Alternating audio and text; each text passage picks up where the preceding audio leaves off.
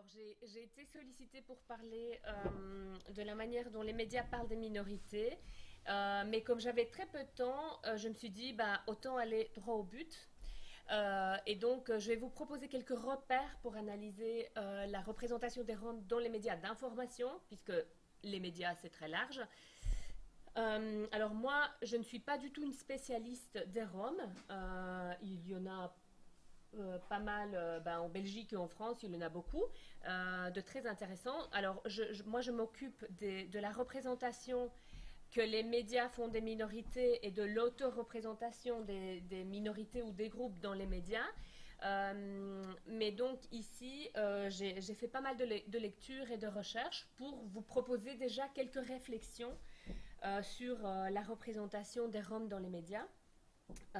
Alors moi, ce qui m'intéresse beaucoup, c'est de faire le lien avec la représentation d'autres minorités. Je crois que c'est très important de faire ça pour essayer de voir ce qui est propre à ce groupe, et groupe entre guillemets, comme l'a dit Kuhn tout à l'heure. Bon, la notion de groupe est très vague ici, mais c'est très important parce que justement, on vit dans un milieu où il y a énormément de groupes ethniques et il faut savoir faire la part des choses pour pouvoir justement combattre le biais ou les stéréotypes ou même tout simplement pour savoir comment vivre ensemble. Donc je vais essayer de faire des liens avec d'autres minorités et donc voilà, par minorité on entend des groupes qui n'appartiennent pas à la culture dominante. Et la culture dominante peut ne pas être la culture majoritaire.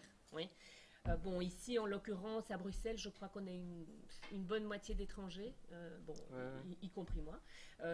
Voilà, on est dans les, je crois, 45, 48, les chiffres tournent autour de... Oui. Donc voilà, on est très nombreux. Alors, comme on a très peu de temps, je vais me focaliser sur deux aspects principalement qui reviennent à chaque fois qu'on parle de minorités ou qu'on étudie les minorités dans les médias. Les représentations sociales du groupe et les manières de les nommer. Je travaille plus particulièrement sur les dénominations, c'est un sujet qui m'intéresse énormément. Donc je vais commencer par les représentations. Alors la première chose que l'on voit quand on commence à travailler, dommage que c'est pas très clair l'image, quand on commence à travailler sur les Roms, c'est que les représentations sur les Roms sont très très anciennes. Oui. Donc du coup, il faut quand on parle de la représentation des Roms dans les médias, il ne faut pas se dire que toutes ces représentations viennent des médias. Oui, il y a un terreau de représentation qui est très ancien. Alors, je vais vous donner quelques exemples. On a deux tableaux ici, un Caravage et Georges Latour. Et donc, j'ai appris que la diseuse de Bonaventure est un leitmotiv qui revient beaucoup dans la peinture européenne de la Renaissance et même après. Oui, c'est un leitmotiv. Alors, on le voit pas très bien, mais il y a dans ce motif, il y a la question de la tromperie et de la séduction dans le premier tableau de Caravage. Donc, il y a un jeu de regard. Donc, il y a quelque chose qui se passe là au niveau de la séduction. Et donc, le jeune Européen naïf qui tombe sous le charme de la diseuse de Bonaventure. Alors, dans le deuxième tableau qui reprend ce leitmotiv de la diseuse de Bonaventure, donc vous voyez là, il y a une dame qui est plus âgée, c'est elle, la diseuse de Bonaventure, et les deux autres femmes plus jeunes, elles vont voler, je ne sais pas si on le voit, elles vont voler une petite chaîne par-ci, quelque chose par-là. On ne le voit pas du tout, c'est dommage, mais voilà. Donc voilà, ici on a cette assimilation des Roms qu'on n'appelait pas du tout des Roms à l'époque. Hein. Et puis vous savez qu'on les appelle différemment d'un pays à l'autre. Moi j'ai toujours entendu des gitans depuis toute petite. Hein. Et donc on les assimile à des voleurs. Et ça c'est un leitmotiv qui revient souvent. Alors on a d'autres images. Alors la première en bleu vous la connaissez très bien. Et ici on est vraiment dans l'imaginaire de l'exotisme et de la sensualité. Oui, parce que l'altérité, on peut la représenter de manière très négative, mais on peut l'idéaliser aussi, ce qui n'est pas bon en soi, mais on peut tomber dans cette idéalisation.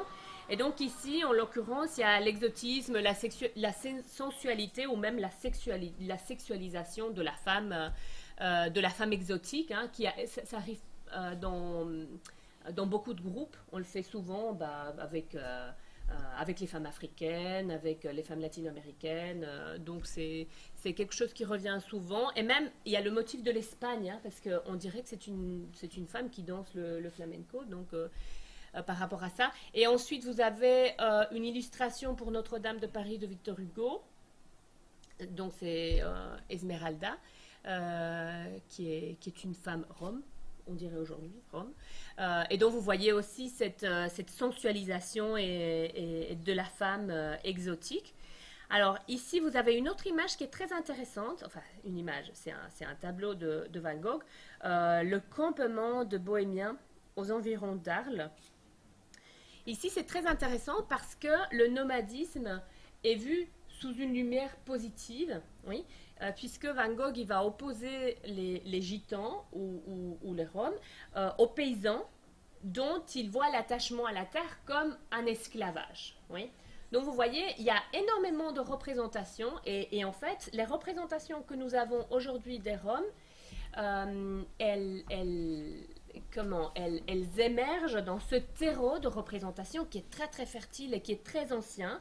Et ça, si vous y réfléchissez, ça arrive aussi pour les juifs, pour les musulmans, et pour d'autres minorités, les Africains ou des minorités sexuelles aussi. Oui, donc nous avons des représentations très anciennes.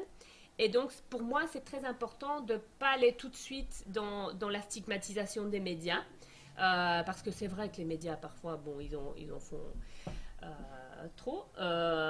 Mais disons que ces représentations sont beaucoup plus anciennes et elles sont pré-médiatiques, surtout.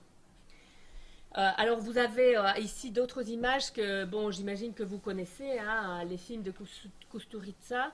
Alors, ce qui est très intéressant ici, c'est que, par exemple, dans Temps des Gitans, je ne sais pas si vous l'avez vu. Bon, ce sont deux films absolument magnifiques. Alors, ce qui est marrant, c'est que, par exemple, un film comme Le Temps des Gitans, il peut confirmer des stéréotypes qu'on a sur les Roms. Il les utilise. Oui. Oui, mais bon, en même temps, il dépeint une réalité. Oui, mais bon, la réalité, c'est aussi une représentation. Mais ce que je trouve intéressant, c'est qu'ils peuvent confirmer certains de nos stéréotypes parce qu'on achète des enfants, on voyage tout le temps, on vole. La mendicité. Voilà, la mendicité. Mais au moins, ce que je trouve très intéressant ici, c'est qu'aux yeux d'un spectateur européen, on n'est pas du tout dans le symbolique. Oui, on est dans des personnages, des cas concrets qui ont un nom, un prénom et qui ont des pratiques culturelles qui se rattachent à un groupe ou pas. Oui. Et donc cette individualisation est très importante et nous le voyons aussi dans la représentation des migrants aujourd'hui en Europe. L'individualisation de la personne est forcément c'est de la personne, l'individualisation est très importante pour ne pas tomber justement dans une représentation monolithique du groupe qui est toujours dangereuse, hein, y compris dans le cas de groupes qui ne sont pas minorisés. Hein, on le sait très bien puisqu'on habite en Belgique et dès qu'on commence à parler des Flamands et des Wallons, ou des Flamands et des francophones, on est déjà dans le stéréotype puisqu'on construit des groupes monolithiques. D'accord ? Ok, donc voilà, ça c'est pour parler de la construction du stéréotype et de la construction de l'image de groupe. Alors, je vais maintenant vous montrer une autre image qui est celle-ci médiatique.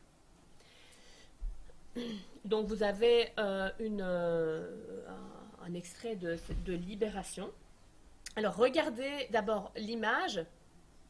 C'est pas du tout pour dire que Libération stigmatise les Roms ni rien. Mais vous voyez dans l'image, on a un peu l'image du tableau de Van Gogh, mais dans une toute autre optique. Oui. Donc ici, il n'y a rien de positif dans cette image, car l'errance est stigmatisée. Ici, elle est stigmatisée à nos yeux en fait. Peut-être pas percée, mais à nos yeux, elle est stigmatisée. ce qui n'est pas le cas lorsqu'on est, par exemple, dans des groupes qui pratiquent un nomadisme touristique ou un nomadisme haut de gamme, qui est lié au plaisir, au loisir, au travail, aux études. Hein. On sait très bien que dans notre époque, il y a le leitmotiv de la mobilité qui revient en permanence. Il faut être mobile, il faut bouger, c'est très très bien. On encourage les jeunes à bouger. Donc c'est un leitmotiv de notre époque, mais pas cette sorte d'errance. Cette sorte d'errance, elle est pas bien vue. Alors il y a une sorte d'errance, comme je disais, qui est très bien vue. Par exemple, je travaille beaucoup sur les dénominations. Alors des dénominations comme Globetrotter. Donc ici c'est un magazine de décoration. Alors on parle de la maison de Globetrotter et c'est valorisé, oui, d'être un globetrotter.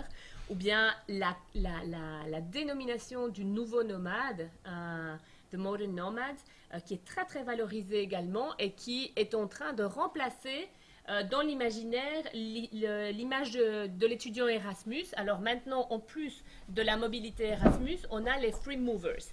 C'est des étudiants qui peuvent bouger d'une université à l'autre, mais sans obtenir un diplôme. Donc vous voyez, c'est encore plus fort que l'Erasmus, mais il faut bouger en permanence. Mais bon, ça ne s'applique pas à tout le monde.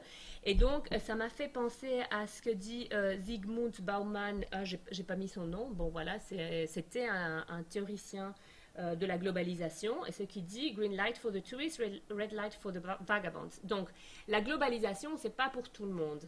Oui.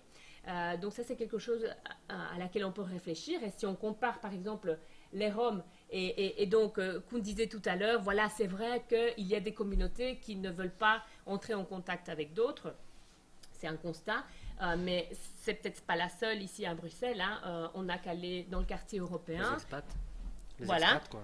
Alors, j'ai été au quartier européen l'autre jour avec une amie, et en fait, pour nous, Bruxellois, on se sent à l'étranger.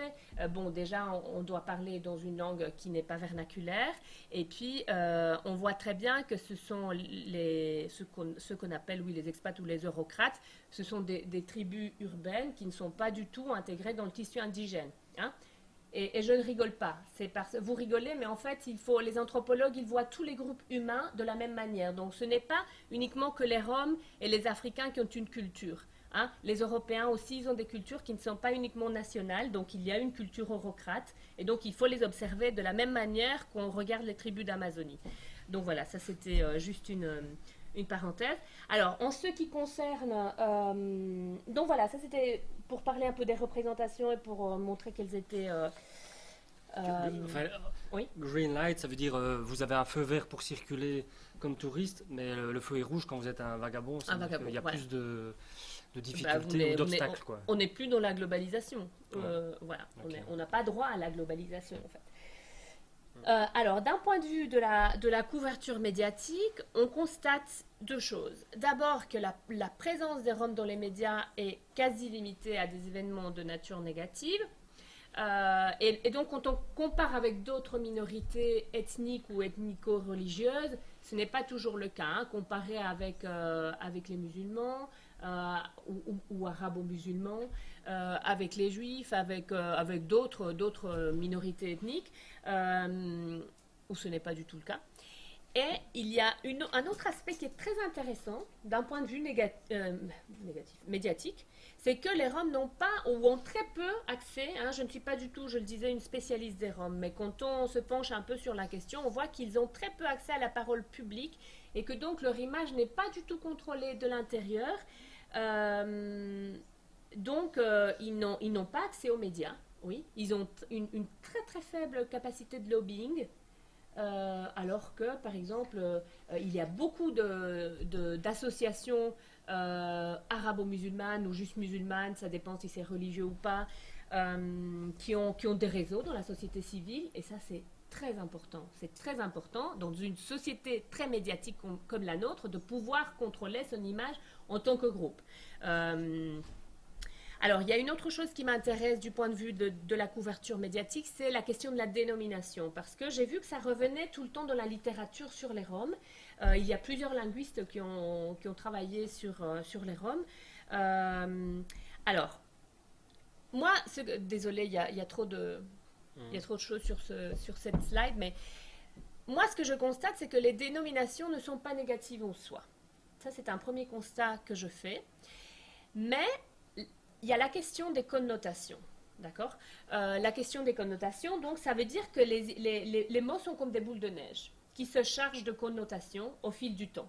Oui. Et c'est pour ça que je disais, c'est important de pouvoir contrôler ou essayer de contrôler l'image du groupe, parce que on peut essayer de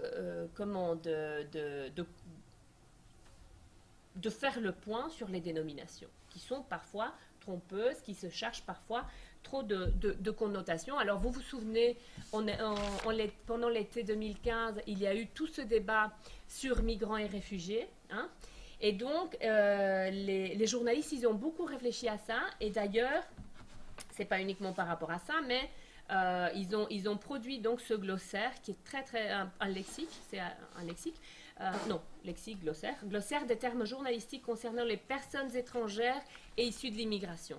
Alors moi, je trouve que c'est super de faire ce travail-là, mais en fait, il ne faut pas ignorer que les mots circulent et qu'on ne peut pas contrôler leur sens. Ça, c'est une chose qui est très importante à réfléchir, à garder à l'esprit.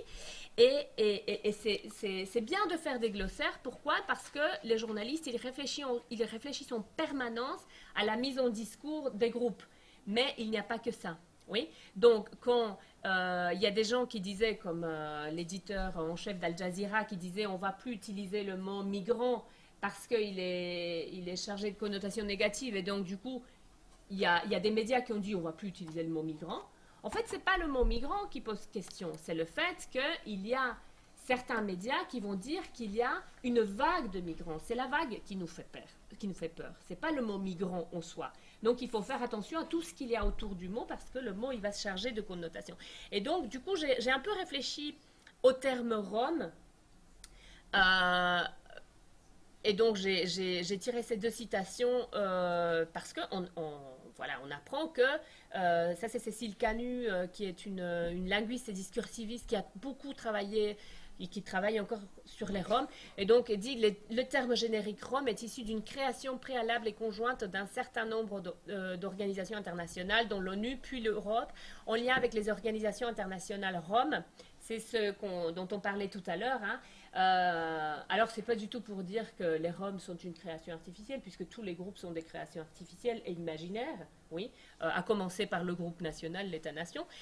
Mais ici, donc ce qui est marrant, c'est qu'il y a une tentative qui, d'après ce que j'ai compris, vient des élites, et non pas du tout des bases, une tentative, oui, de créer le groupe, et qui du coup propose cette dénomination, mais l'effet, il y a un effet ricochet, c'est qu'on va avoir cette impression que le groupe est homogène, oui, quand on nous parle des Roms. Donc, quand j'entends le mot Rome, il y a toutes ces représentations que j'ai montrées tout à l'heure, qui sont très anciennes, qui sont déclenchées dans mon esprit. Et après, j'entends une présentation sur les Roms, et je vois que la variété est énorme, comme dans tous les groupes ethniques, en fait. Oui, ceux qu'on appelle les arabo-musulmans, en fait, on sait très bien que, voilà, c'est des milliers de millions de gens. Ce qu'on appelle les juifs, c'est des milliers de millions de gens. Ce qu'on appelle les homosexuels, bon, sont encore plus de variété, puisqu'il n'y a pas d'identité nationale. Donc, voilà. Donc ici, je vois cette tension entre la volonté de créer un collectif et le fait que ça crée une image homogène du groupe. Donc c'est une situation un peu paradoxale, parce qu'il y a d'une part la construction institutionnelle d'un peuple. Je ne sais pas si on peut l'appeler peuple, puisque c'est encore une notion un peu complexe, mais la construction institutionnelle d'un groupe ou d'un peuple et de son ethnonyme, hein, Rome, et d'autre part un très faible contrôle sur son image. Donc pour moi, ça, c'est problématique au niveau de la manière dont ce groupe va être représenté dans les médias. Alors, pour continuer à parler de la question de la dénomination, donc j'ai encore lu cet article de... C'est Alain Régnier, ça? Alain, oui. Alain Régnier, oui. Alain. qui est un spécialiste des Roms. Et, donc, j'ai vu là la revue qu'il dirige, ou dans laquelle il est. Oui, Études Tziganes, très très intéressant. Alors, moi, comme je suis linguiste et que je m'intéresse aux dénominations, j'ai trouvé cet article très intéressant, mais je ne suis pas tout à fait d'accord avec lui parce que j'ai mon regard de linguiste, forcément, et lui, il a un regard qui est tout à fait différent. Et donc, il dit les dénominations auxquelles il est fait généralement référence pour les désigner entretiennent un manque de clarté. Elles ont souvent un point commun, la stigmatisation des gens qui bougent. Et en fait, si vous réfléchissez bien, la stigmatisation, elle n'est pas dans la dénomination. Elle est dans tout ce qu'il y a autour de la dénomination. Oui. Et parfois, c'est vrai que le mot peut finir par encoder le sens négatif, comme c'est le cas du mot gitano en espagnol. Gitano, c'est quelqu'un qui bouge en permanence. Oui. Donc effectivement, ça peut finir par arriver, mais ce n'est pas forcément le cas. Un mot comme tzigane, par exemple, peut déclencher plus de connotations positives qu'autre chose, puisqu'on l'associe à la musique tzigane, qui est très très idéalisée dans l'esprit occidental, ou du moins occidental européen. Donc, pour moi, le problème ne sont pas les désignations, car dans ce cas-ci, elles ne sont pas disqualifiantes en soi. Dans ce cas-ci, il peut y avoir bien évidemment des dénominations disqualifiantes, mais ce sont les connotations qu'il faut plutôt essayer de contrôler. Et en effet, on constate qu'il y a d'autres groupes qui sont nommés par des désignations ou des dénominations qui sont peu claires ou injustifiées d'un point de vue historique, mais qui contrôlent un peu mieux leur image. Et donc, bon, il me reste 2 minutes. Ouais, bon. Oui. On peut déborder un petit peu. Ah non, mais moi j'ai l'habitude de respecter le temps, parce que dans les colloques, on nous sort une espèce de petit panneau qui dit « vous reste 1 minute et demie » et donc on coupe le micro. Et Non, mais on va pas aller aussi fort. Ok, d'accord. Alors, maintenant j'ai quelques questions, oui, auxquelles je n'ai pas forcément de réponse. Est-ce qu'on peut se passer des dénominations? Alors, je lisais ici que, donc ici qu'il fallait, voilà, le premier point, parmi les recommandations pour l'information relative aux personnes étrangères ou d'origine étrangère et aux thèmes assimilés, le premier point, c'est ne mentionner les caractéristiques personnelles ou collectives dans la nationalité, le pays d'origine, l'appartenance ethnique, la couleur de la peau, la religion, l'opinion philosophique ou la culture, que si ces informations sont pertinentes au regard de l'intérêt général. C'est une question qui est très très intéressante parce que, voilà, quand est-ce que c'est pertinent, quand est-ce que ce n'est pas pertinent. Alors, est-ce qu'on peut se passer des dénominations? Est-ce qu'on peut informer d'un point de vue journalistique sans nommer? Et ça me rappelle que j'ai fait un atelier avec des étudiants de secondaire dans le cadre de formation qu'organise la Ligue des droits de l'homme. Et certains étudiants allaient jusqu'à proposer qu'on ne mentionne pas l'origine ethnique des terroristes, oui, ici en Europe. Alors, est-ce que c'est de la bonne information, ça, de ne pas dire que la personne est d'origine, je ne sais pas, mettons, je ne vais stigmatiser personne, mais en l'occurrence marocaine, mettons, oui, ou algérienne, puisqu'il y a eu quelques cas.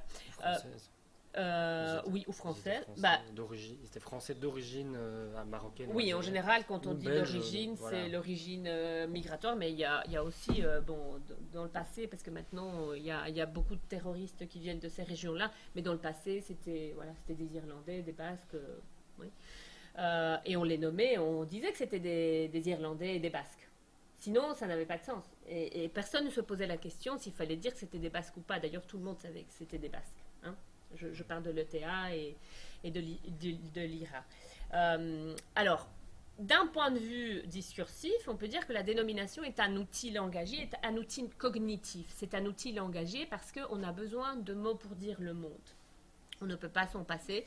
Maintenant, on a vu, il y a énormément de dénominations et on a toujours le choix, disons. On a toujours le choix et si on n'aime pas la dénomination, il y a toujours moyen de faire une paraphrase. Oui, donc c'est vrai que parfois il faut faire un petit effort. Et c'est un outil cognitif parce que ça nous permet de nous représenter les groupes et ça a été prouvé par la psychologie sociale, c'est qu'on a besoin de catégories pour dire le monde et pour parler des gens et des groupes. Et nous appartenons toujours à un ou à plusieurs groupes et nous avons besoin de ces catégories pour nous nommer et pour nommer les autres.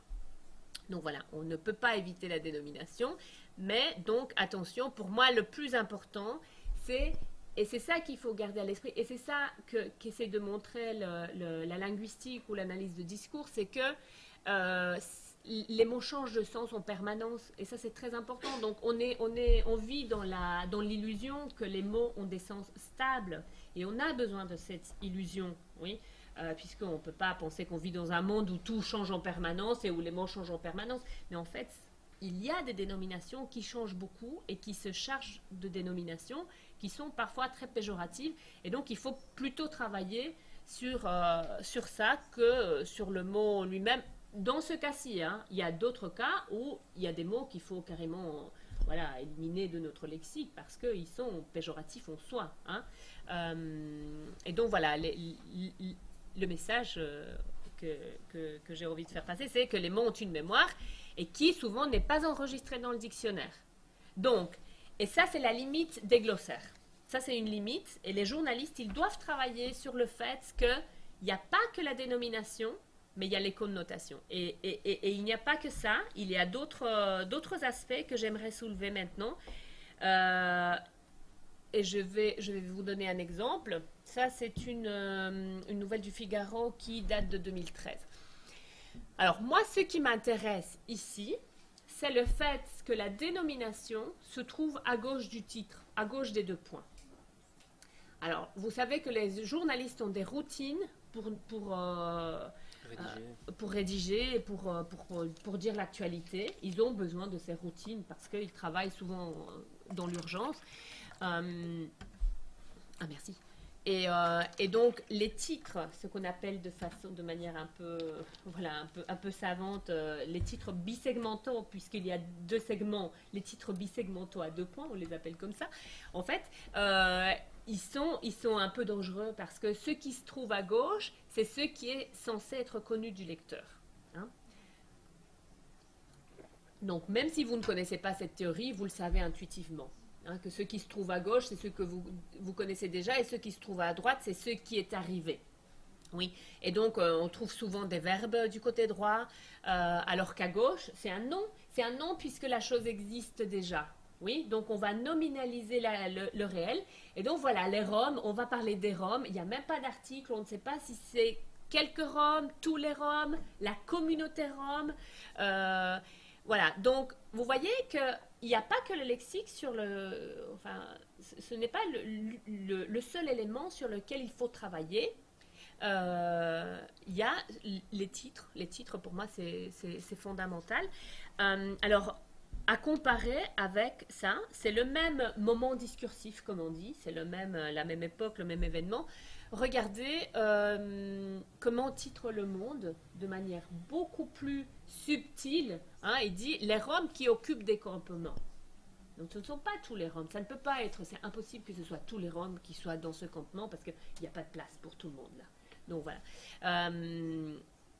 Et la citation est mise entre guillemets. Oui. Donc ça veut dire qu'elle n'est pas prise en charge par le média. Donc voilà, c'est Valls qui pense ça.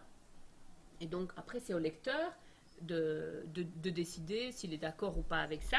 Alors que je reviens donc l'image d'avant. Donc vous voyez entre les 2 points, il y a plein de choses. On doit remplir ce vide. Oui.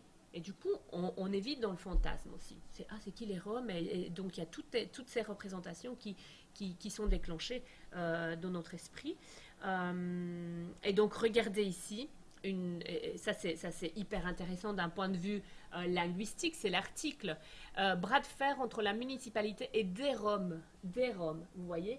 Et donc cognitivement dans le cerveau du lecteur, c'est pas la même chose dire Rome ou dire les Roms que dire des Roms, oui.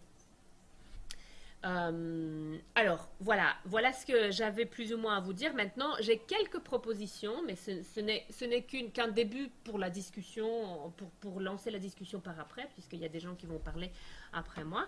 Donc au niveau des dénominations, il est vrai que c'est bien de contextualiser l'histoire et les dénominations. Oui, quand on dit gitan, tzigane, bohémien, bohémien ça vient de bohème, donc c'est important, et ça je crois que c'est au niveau des éducateurs qu'il faut le faire. C'est important parce que en identifiant l'origine, eh bien, on contextualise l'histoire du groupe, c'est important. Et comme ça, on ne remplit pas le mot avec des fantasmes. Oui. Mais on sait que bohémien, ça vient de Bohème, puisqu'il y a des groupes qui ont été là et qu'après ils ont immigré, etc. Alors au niveau des journalistes, je pense qu'il est très important d'éviter les dénominations généralisantes. Et avec dénomination généralisante, en fait, comme je répète encore une fois, c'est pas tellement la dénomination, mais l'article. L'article, c'est très important. Donc dire des Roms ou les Roms qui, avec une relative, et non pas les Roms. Et les titres à 2 points. Les titres à 2 points, pour moi, ça c'était un problème pas uniquement dans le cas des Roms, mais dans plusieurs événements en général. Par exemple, quand on parle de l'ouragan à Haïti, eh bien, on va titrer Haïti 2 points. Et au fil du temps, les gens, les gens, mais y compris moi, on finit par se dire, voilà, Haïti, c'est des gens pauvres avec des ouragans et des maladies. Oui, des maladies. Et on finit par faire ça, puisque notre cerveau fonctionne comme ça. Oui, par association. Donc, et puis varier la couverture, peut-être couvrir plus d'événements qui ne sont pas en rapport avec, qui ne sont pas forcément négatifs. C'est important de savoir qu'il y a des campements de Roms, puisque c'est la vie de la cité. Donc, je ne dis pas qu'il ne faut pas en parler. Il faut en parler. C'est très important que les journalistes nous informent de tout ça. Mais il n'y a peut-être pas que ça. Donc, et au niveau des associations, le lobbying, il manque du lobbying, hein, et on l'a dit tout à l'heure, pas avec ces mots-là, mais on l'a dit, il y a un effort pour constituer des associations, pour se constituer en tant que groupe qui a un pouvoir de pression, mais voilà, c'est pas tout à fait abouti. Mais ça, c'est juste des propositions pour lancer une discussion après, c'est juste mon opinion à moi, hein. Donc voilà, et je pense que c'est tout ce que j'avais à vous dire.